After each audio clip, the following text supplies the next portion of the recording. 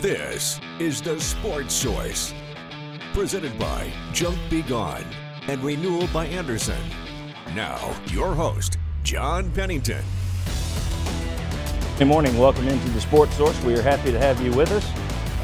We have a big show for you planned today on this St. Patrick's Day. We've got a ton of stuff going on, including putting batteries in cameras right as we're coming to me. So if you've caught me looking over here, that's why. Although I'll probably do that later in the show as well, and I'll have no excuse. I tell you what we got. We got talk about Tennessee, Kentucky, obviously. Talk about Tennessee, Auburn. But in terms of information, if you want to figure out what's going on with the brackets and the seeding, we're going to bury you in information, okay? Bury you. That's the plan. That's how I treat my viewers. Let's get into it. First segment of our show brought to you by our friends at Renewal by Anderson. Folks, best windows and replacement doors in America. It's National Replacement Window Month at Renewal by Anderson, as a matter of fact. Buy one, get one 30% off. That's windows and patio doors. Buy one, get one 30% off. Scheduled by March 31st. You got 2 weeks, and there is no money down, no interest, no payments for 12 months. Renewal by Anderson.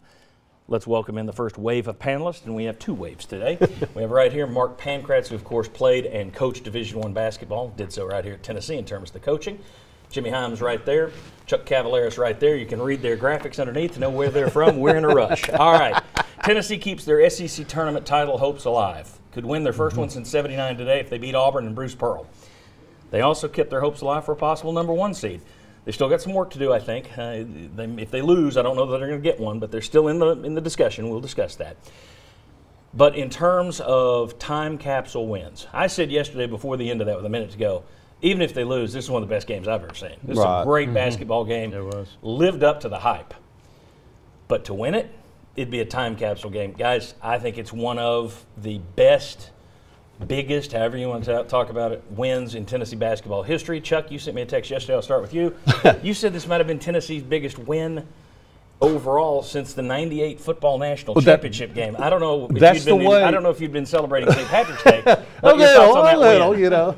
But I mean, I was out and about, and the Tennessee crowds and the atmosphere. I've already written down on my notes. I thought it was the biggest Tennessee basketball win I've seen. You know, and I go back to watching Tennessee and Kentucky play in Stokely Center, and to be as improbable as it was with just over 3 minutes to go. And then the way it happened, and then you know what you keep Kentucky from doing, and then what you have a chance to play for.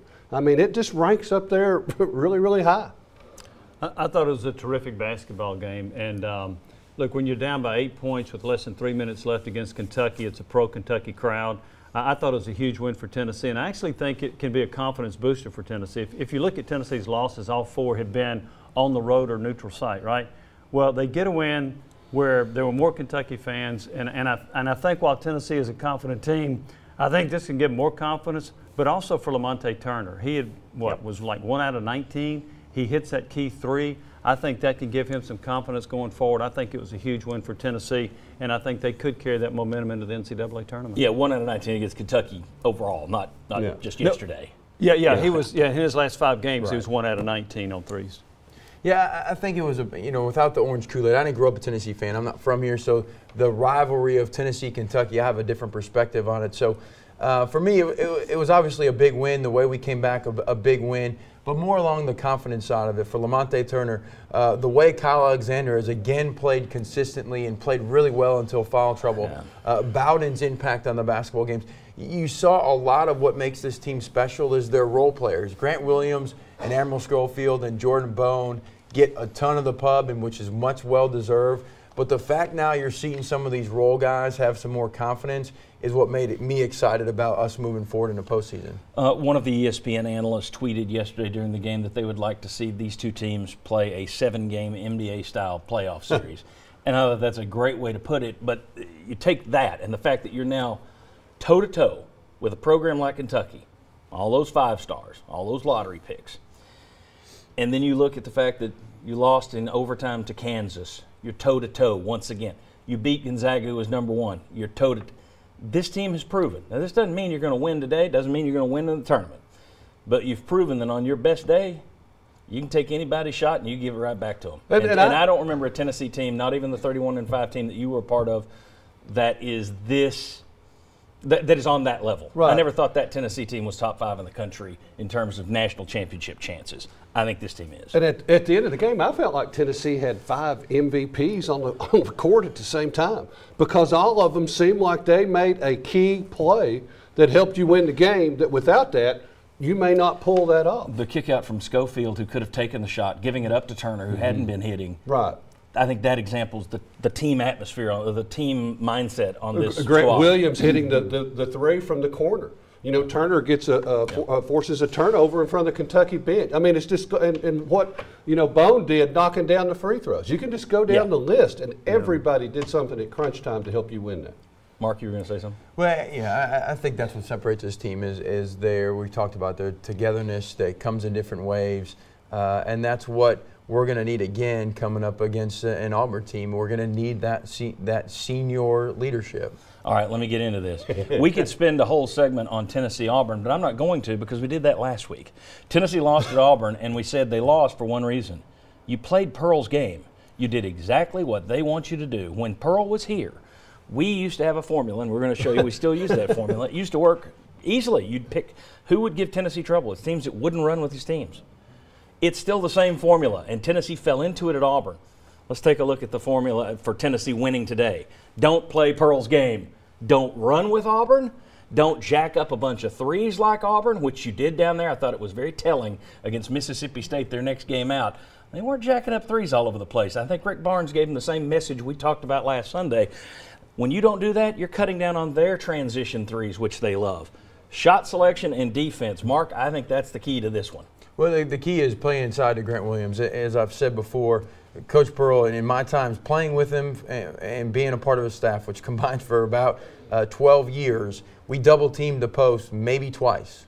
And so Grant's going to be able to go to work, and if he can do that and then we can move the ball, we're going to get open shots. So that offensively, I'll be surprised what we do defensively. Look if we play some zone to try to slow them down a little bit to dictate tempo. Pearl on the other ends, they've played 4 straight days. They're not going to be able to press as long. Look for them in the half court, maybe to do some half court trapping to again try to speed us up to get us caught up in their game. If I were to add one quick thing, it would be limit your turnovers too, because they get a lot of transition baskets off turnovers. Well, and I think that goes into don't run with them. Yeah. The more you run with, that was the thing, and we talked about it one time. We wrote a story about it, and I remember you got Pearl and you asked him a question used on your radio show where you said, do you think this is right that your offense died down the stretch because you didn't get as many junk baskets? Absolutely. Mm-hmm. They thrive on threes and junk baskets, so don't give it to them. Let me show you some X factors quickly. First of all, Auburn hit. Now, they aren't the best three-point shooting team in the world. They just shoot a ton of them. However, yesterday, 45% from three-point range. That's scintillating. Why is that an X factor? Because if that were Tennessee, I'd be telling you, are they due to be ice cold today? So that is a concern. Number 2, Tennessee fought a heavyweight fight yesterday. Yes, they're playing for a tournament championship today, but that's the equivalent of telling Muhammad Ali, congratulations on beating Liston. Tonight you got to fight Joe Frazier. That's tough to get their adrenaline going again. And then number 3, Rick Barnes is 6-4 versus Calipari since he arrived in Knoxville, which is fantastic. He's just 3-3 against Pearl, and he's lost his last 2. Yeah, the other X factor that I would add to that, I was more excited about us playing Auburn than Florida because we just came off a loss to Auburn. So these guys will be motivated to have that revenge factor, which I do think if we would have beat Auburn on the last night of the game, it may be a little different mentality going in. Well, if you'd played Florida today, you've beaten them twice. So you may be thinking, we know how to take care of business of these guys. Whereas Auburn, you want to get a little something back. And our crowd. And John, to your point, Tennessee had an 11-point lead at Auburn before you got kind of helter-skelter. Make Auburn play defense. The guys that run and gun do not like to play defense. Make them work on the defensive end. Barnes is 8-0 in rematch games the last 2 years. I think it's 10-0. Oh, the last 2 years, yeah. I don't think he's ever lost one. Very good. And he's been coaching for 30 years. In the SEC, I don't think so. When we come back, Bob Hodge, Josh Ward join us. We're going to talk about seeding. What factors go into it? I've seen a lot of people saying, how are we not a number 1? We'll explain a lot of different stuff, and we'll tell you who we think would be the number 1 seed. It's going back.